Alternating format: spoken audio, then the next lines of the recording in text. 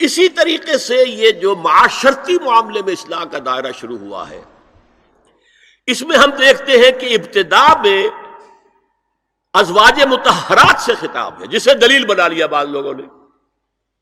یہ احکام تو صرف ازواج مطہرات کے لیے ہے، حالانکہ میں نے اصول پہلے بتا دیا، چیریٹی بگنز ایٹ ہوم۔ جیسے حضور فرماتے تھے انا اول المسلمین، دیکھو میں تمہیں اسلام کی دعوت دے رہا ہوں، سب سے پہلا مسلمان میں خود ہوں۔ انا اول المومنین، میں تمہیں ایمان کی دعوت دے رہا ہوں، پہلا مومن میں ہوں۔ تو جب تک انسان اپنے کردار سے بات واضح نہ کرے تو واعظ جو ہے وہ مفید نہیں ہوتا، مؤثر نہیں ہوتا۔ یہ مولانا امین اصغر اصلاحی نے مجھے بتایا کہ ان کے استاد حمید الدین فراہی نے یہ کہا کہ سورہ احزاب میں گھر سے باہر کے پردے کا بیان ہے اور سورہ نور میں گھر کے اندر کے پردے کا بیان ہے۔ تو اصلاحی صاحب کہتے تھے کہ اس جملے نے میری آنکھیں کھول دی اور قرآن مجید روشن ہو گیا میرے سامنے، ورنہ اگر یہ بات سامنے نہ ہو تو آدمی اٹکتا ہے، جگہ جگہ پر اشکالات پیدا ہوتے ہیں۔ دیکھیے سورہ احزاب میں کیا کیا گیا۔ نمبر 1، پہلے خطاب ازواج مطہرات سے، بعد میں عام کر دیا گیا۔ نمبر 2، بتایا گیا کہ عورت کا اصل کردار کیا ہے، اس کی اصل جگہ کیا ہے، گھر۔ نمبر 3، استیزان کے حکم کا آغاز ہو گیا کہ گھروں میں اجازت لیے بغیر داخل نہ ہو، لیکن یہاں بھی صرف نبی کے گھر کی بات ہوئی ہے، عام نہیں۔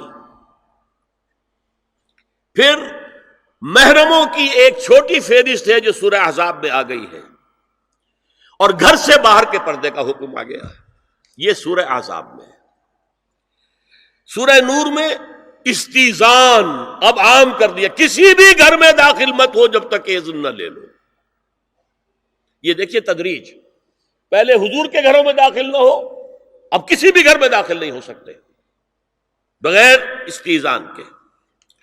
اور احادیث مبارکہ میں اتنی سختی آئی ہے، وہ میں بعد میں آپ کو بتاؤں گا۔ دوسرے یہ کہ گھر کے اندر پردہ جو محرموں سے پردہ ہے، محرموں سے پردہ،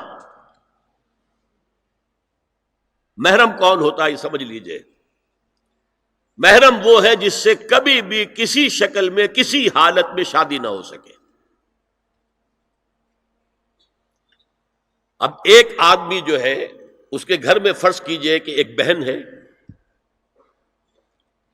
تو اس بہن کی دوسری بہن سے وہ شادی نہیں کر سکتا،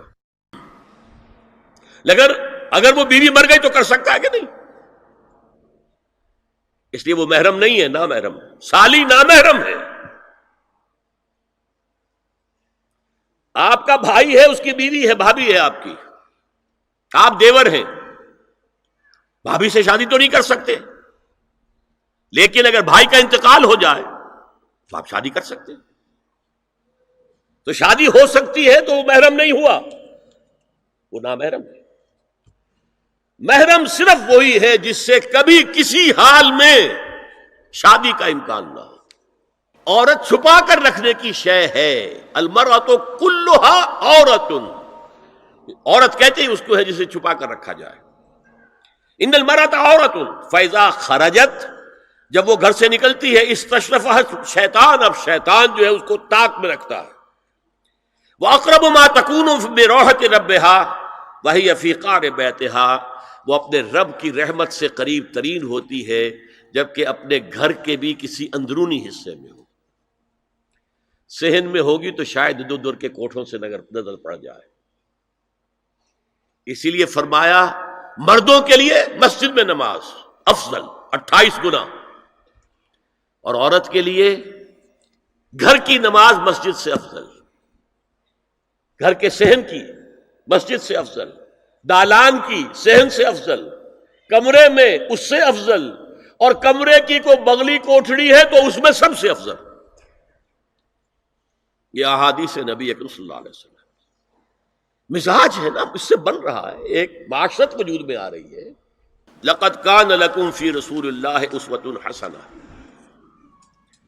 اے مسلمانوں تمہارے لیے اللہ کے رسول کی زندگی میں ایک بہترین نمونہ ہے، اسوہ حسنہ ہے۔ ایک بات اس میں غور طلب ہے، مردوں کے لیے تو اسوہ کامل ہے، مرد اگر سپہ سالار ہے تو اسوہ موجود ہے حضور کا، مرد اگر صدر ریاست ہے، خلیفہ ہے تو اسوہ موجود ہے رسول کا، کوئی قاضی القضات ہے تو اسوہ موجود ہے رسول کا، کوئی کسی مسجد میں خطیب ہے، امام ہے تو اسوہ موجود ہے، باپ کی حیثیت سے اسوہ موجود ہے، شوہر کی حیثیت سے اسوہ موجود ہے کہ نہیں؟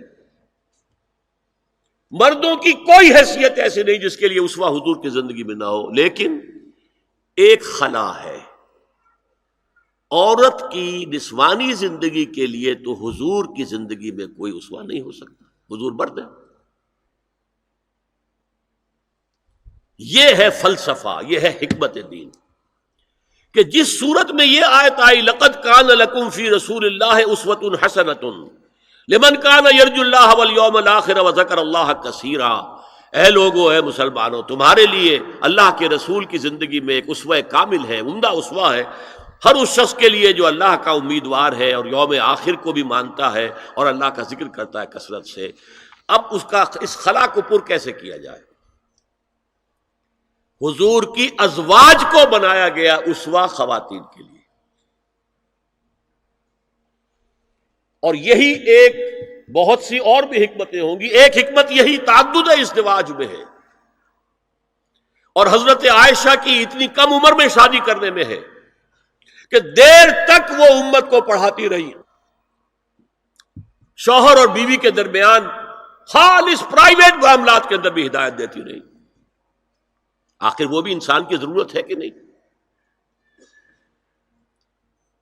آپ کو معلوم ہے ایک مرتبہ بعض صحابہ نے آ کر کہا حضور یہ یہودی جو ہے ہم پر طنز کرتے ہیں کہ تمہارے نبی تمہیں بڑی چھوٹی چھوٹی باتوں کا حکم دیتے ہیں۔ آپ نے فرمایا کہ ہاں، ہمارے نبی نے تو ہمیں استنجا کرنا بھی سکھایا، بجائے کسی کمپلیکس کے انفیریورٹی کے سپیریورٹی کی بات کرو۔ استنجا ضروری شے نہیں ہے، گندگی سے نجات پانا ضروری شے نہیں ہے، طہارت ضروری شے نہیں ہے، ہمارے نبی نے تو استنجا کرنا بھی سکھایا۔ تو تعلق زن و شو کون بتائے گا؟ حضور بتائیں گے کسی کو؟ ازواج کو ضرورت ہوتی ہے، بڑا مسئلہ ہے، روزے میں کہاں تک جا سکتا ہے انسان؟ آخر کون بتائے گا؟ ازواج مطہرات نے بتایا۔ هي الحلقات تحفظني بآيات من القرآن، هي الحلقات تملأني بحب المصطفى العدنان، هي الحلقات تحفظني